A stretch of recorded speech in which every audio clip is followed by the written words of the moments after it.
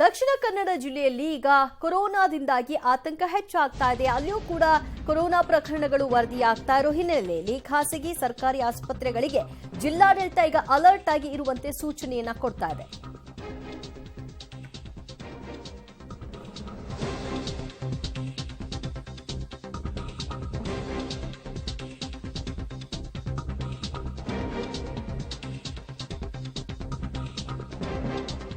ದಕ್ಷಿಣ ಕನ್ನಡ ಜಿಲ್ಲೆಯಲ್ಲೂ ಸಹ ಕೊರೋನಾ ಪ್ರಕರಣಗಳು ಹೆಚ್ಚಾಗ್ತಾ ಇರೋ ಹಿನ್ನೆಲೆಯಲ್ಲಿ ಖಾಸಗಿ ಮತ್ತು ಸರ್ಕಾರಿ ಆಸ್ಪತ್ರೆಗಳಿಗೆ ಜಿಲ್ಲಾಡಳಿತ ಅಲರ್ಟ್ ಸೂಚನೆಯನ್ನ ಕೊಡ್ತಾ ಇದೆ.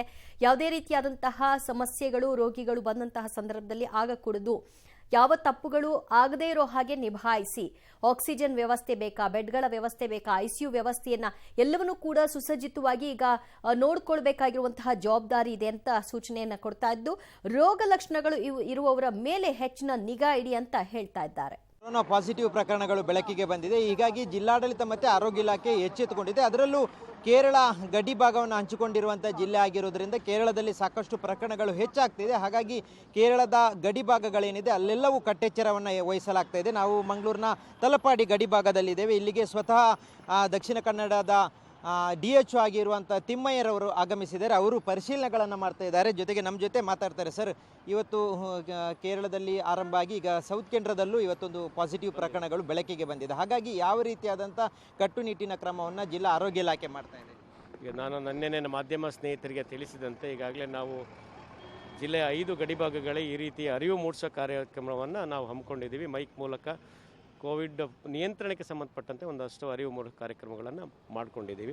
ಇದರ ಜೊತೆಗೆ ಶಿಕ್ಷಣ ಇಲಾಖೆಗಳಿಗೆ ಸಂಬಂಧಪಟ್ಟಂತೆ ವಿದ್ಯಾಸಂಸ್ಥೆಗಳಿಗೆ ಪತ್ರವನ್ನು ಬರೆದು ಯಾವ ಮಕ್ಕಳಿಗೆ ರೋಗ ಲಕ್ಷಣಗಳು ಕಂಡು ಬರ್ತವೆ ಅಂಥ ಮಕ್ಕಳನ್ನು ಐಸೋಲೇಟ್ ಮಾಡಿ ಅವ್ರನ್ನ ಪ್ರತ್ಯೇಕಿಸಿ ಅವರಿಗೆ ಅಗತ್ಯ ಬಿದ್ದಲ್ಲಿ ಚಿಕಿತ್ಸೆ ಕೊಡಿಸೋದಕ್ಕೆ ಸಹಕರಿಸಬೇಕು ಅಂತೇಳಿ ಪತ್ರಗಳನ್ನು ಎಲ್ಲ ವಿದ್ಯಾಸಂಸ್ಥೆಗಳೇ ಬರೆದಿದ್ದೀವಿ. ಹಾಗೆ ಎಲ್ಲ ಜಿಲ್ಲಾ ಮಟ್ಟದ ವಿವಿಧ ಇಲಾಖೆಗಳಿಗೆ ನಾವು ಪತ್ರ ಬರೆದಿದ್ದೀವಿ. ಅದರಲ್ಲಿ ಸಾರ್ವಜನಿಕ ಶಿಕ್ಷಣ ಇಲಾಖೆ, ಕಾಲೇಜು ಶಿಕ್ಷಣ, ಪದವಿ ಪೂರ್ವ ಶಿಕ್ಷಣ, ಸಮಾಜ ಕಲ್ಯಾಣ ಇಲಾಖೆ, ಅಲ್ಪಸಂಖ್ಯಾತ ಇಲಾಖೆ, ಹಿಂದುಳಿದ ವರ್ಗಗಳ ಕಲ್ಯಾಣ ಇಲಾಖೆ ಹಾಗೂ ನಮ್ಮಲ್ಲಿ ದಕ್ಷಿಣ ಕನ್ನಡ ಇನ್ನೊಂದು ಗಿರಿಜನ ಕಲ್ಯಾಣ ಇಲಾಖೆ ಇದೆ.